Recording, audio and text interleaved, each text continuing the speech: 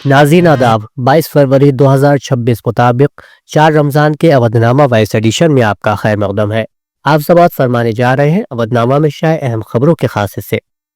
हिंदुस्तान और ब्राज़ील ने नायाब और अहम मादनियात और कानकुनी के शोबों के साथ डिजिटल शराकत दारी और कारोबारी वीज़े के शोबों में 2 एलानात समेत 8 समझौतों पर दस्तखत किए हैं। इस सिलसिले में हफ्ते के रोज यहाँ वज़ीर आज़म नरेंद्र मोदी और ब्राज़ील के सदर लुला दा सिल्वा के दरमियान दो तरफा मुलाकात के बाद दोनों रहनुमाओं की मौजूदगी में मुफाहमतनामों पर दस्तखत किए गए। दोनों मुमालिक ने अगले 5 वर्षों में दो तरफा तिजारत को 20 अरब डॉलर यानी तकरीबन 1814.5 अरब रुपए के पार ले जाने का भी अहद किया है। मुल्क की कई रियासतों में वोटर लिस्ट को साफ और शफाफ बनाने के लिए खुसूसी गहरी नजरसानी यानी SIR कराने का फैसला किया गया है। इसके तहत मुल्क की 9 रियासतों और 3 मरकज के जेर इंतजाम खित्तों में SIR का अमल अंजाम दिया गया, जिनमें से कई रियासतों की हतमी वोटर लिस्ट जारी भी कर दी गई है। अब राजस्थान में भी SIR का अमल पूरा हो चुका है और इलेक्शन कमीशन ने हतमी वोटर लिस्ट जारी कर दी है। इस वोटर लिस्ट के मुताबिक रियासत में 31 लाख से ज्यादा वोटर्स के नाम लिस्ट से हज़फ किए गए हैं। इलेक्शन कमीशन ने ड्राफ्ट लिस्ट जारी होने के बाद 12,91,365 नाम वोटर लिस्ट में शामिल किए हैं।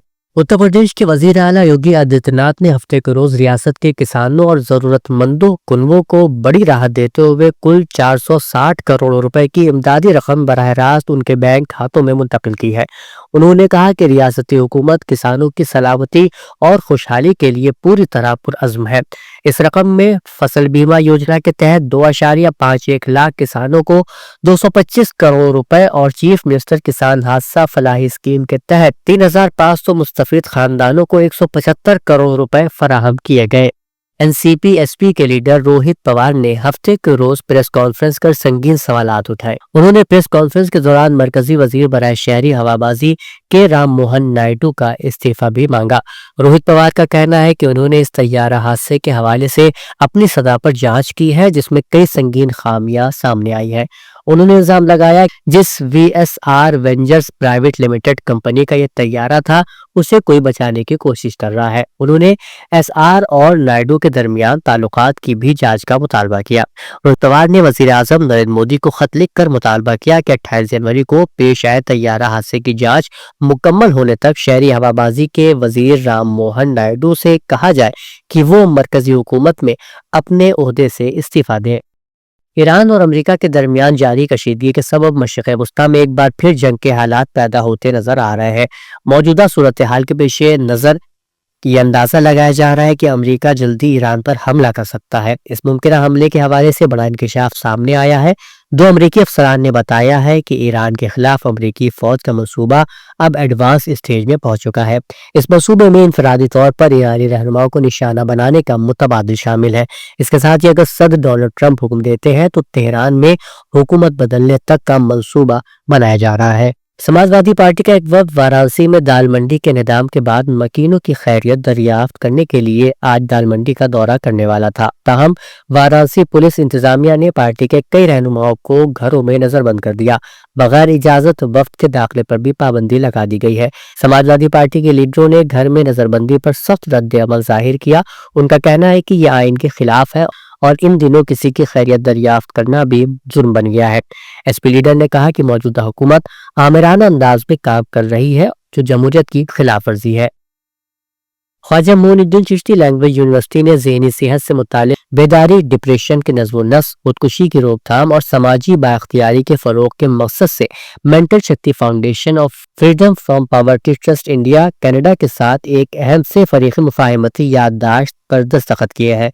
इस तारीखी मुआहदे के जरिए तलबा की हमजहत तरक्की को एक नया रुख मिलेगा। इस मौके पर यूनिवर्सिटी कैंपस में खुसूसी वर्कशॉप का भी इनेकाद किया गया, जिसमें माहिरीन नफ्सियात, असातिज़ा और तलबा ने भरपूर शिरकत की।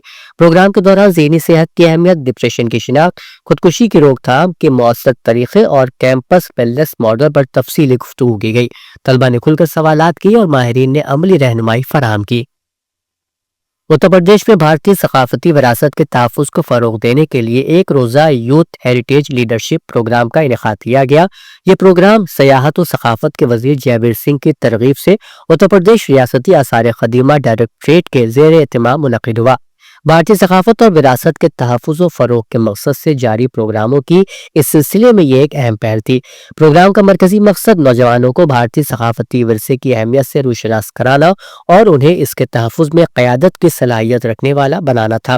اس دوران شرکاء کو تاریخی مقامات کا تعلیمی دورہ کرایا گیا، جس میں لکھنؤ کی چھتر منزل اور جنرل کوٹھی قیصرباغ شامل تھے۔ اس دوران طلبہ کو ان مقامات کی تاریخ، فن تعمیر اور تحفظ سے متعلق اہم معلومات آسان اور واضح انداز میں دی گئی تاکہ وہ وراثت کو بہتر طور پر سمجھ سکے۔ اتر پردیش بجٹ سیشن کے اختتام کے بعد دارالحکومت لکھنؤ کے سیاحوں کے لیے خوشخبری ہے۔ اب لکھنؤ درشن بس سروس کے ذریعے سیاح ایک بار پھر شاندار اور تاریخی اتر پردیش اسمبلی عمارت کا دورہ کر سکیں گے۔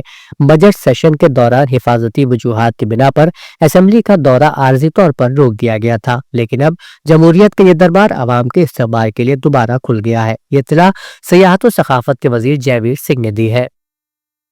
اودنامہ میں شائع جہانما خبروں کے مطابق غزہ کے مستقبل کے منصوبہ بندی کے لیے امریکی صدر ڈونلڈ ٹرمپ کے بورڈ آف پیس کی میٹنگ پر رد عمل دیتے ہوئے حماس نے اسرائیلی جارحیت کو مکمل طور پر روکنے کا مطالبہ کیا ہے۔ تحریک نے ایک بیان جاری کر کے کہا کہ غزہ پر کوئی بھی بات چیت اسرائیلی جارحیت کو مکمل طور پر روکنے کے ساتھ شروع ہونی چاہیے۔ وہیں اسرائیل کا اصرار ہے کہ غزہ کا تعمیر نو شروع ہونے سے پہلے عسکریت پسندوں کو غیر مسلح کیا جانا چاہیے۔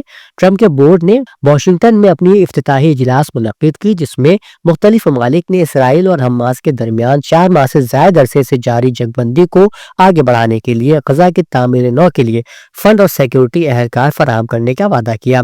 تاہم بورڈ کے اجلاس میں حماس کو غیر مسلح کرنے یا اسرائیلی فوج کے تباہال پٹی سے پیچھے ہٹنے کے لیے کوئی ٹائم لائن پیش نہیں کی گئی۔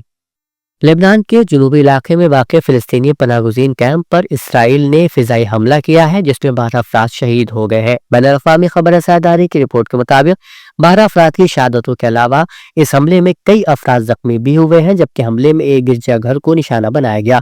رپورٹ کے مطابق اسرائیل نے اس حملے کے لیے موقف اپنایا کہ اس حملے میں حماس کمانڈ سینٹر کو نشانہ بنایا گیا ہے۔ حماس نے اس دعوے کی تردید کی اور حملے کو بے گناہ شہریوں اور پناہ گزینوں پر ظالمانہ حملہ قرار دیا ہے۔ ایرانی وزیر خارجہ عباس عراقچی کا کہنا ہے کہ سفارتکاری اور جنگ دونوں کے لیے تیار ہے۔ آئندہ 2 سے 3 روز میں ممکنہ جوہری معاہدے کا ابتدائی مسودہ تیار کر لیں گے۔ غیر ملکی میڈیا سے گفتگو کرتے ہوئے انہوں نے کہا کہ اعلیٰ ایرانی قیادت کی منظوری ملنے پر یہ دستاویز امریکی صدر کے خصوصی ایلچی اسٹیو ویٹکوف کے حوالے کر دیے جائیں گے۔ عباس عراقچی کا کہنا ہے کہ مذاکرات کے دوسرے دور میں جوہری افسودگی روکنے کی پیشکش نہیں کی، نہ ہی امریکہ نے ایسا کوئی مطالبہ کیا۔ ایرانی وزیر خارجہ نے کہا کہ مذاکرات میں جوہری پروگرام کے پرامن رہنے پر توجہ مرکوز کی گئی ہے، جوہری پروگرام کا کوئی فوجی حل نہیں۔ دوسری جانب برطانوی خبر رساں ایجنسی نے دعویٰ کیا گیا ہے کہ امریکی صدر ڈونلڈ ٹرمپ ایرانی رہنماؤں کو براہ راست نشانہ بنائیں گے۔ ایران پر محدود حملوں کی خبروں پر برطانوی خبر ایجنسی نے یہ دعویٰ کیا ہے کہ امریکی فوج ایرانی حکومت کا تختہ الٹنے کی کوشش کرے گی۔ نائجیریا کی ریاست زمفارا کے ایک گاؤں پر مسلح افراد نے حملہ کر کے کم از کم 50 افراد کو موت کی نیند سلا دیا ہے۔ بین الاقوامی خبر رساں ادارے کی رپورٹ کے مطابق حملہ آوروں نے شام تقریباً 5 بجے گاؤں پر حملہ کیا اور صبح 3:30 بجے تک قتل عام میں مصروف رہے۔ مسلح افراد نے متعدد گھروں کو آگ لگا دی، جبکہ جان بچا کر فرار ہونے کی کوشش کرنے والوں کو فائرنگ کا نشانہ بنایا گیا۔ رپورٹ کے مطابق حملے کے دوران کئی خواتین اور بچوں کو بھی اغوا کر لیا گیا ہے۔ اودنامہ میں شائع مضامین کو مکمل طور پر پڑھنے کے لیے اودنامہ.com پر وزٹ کریں۔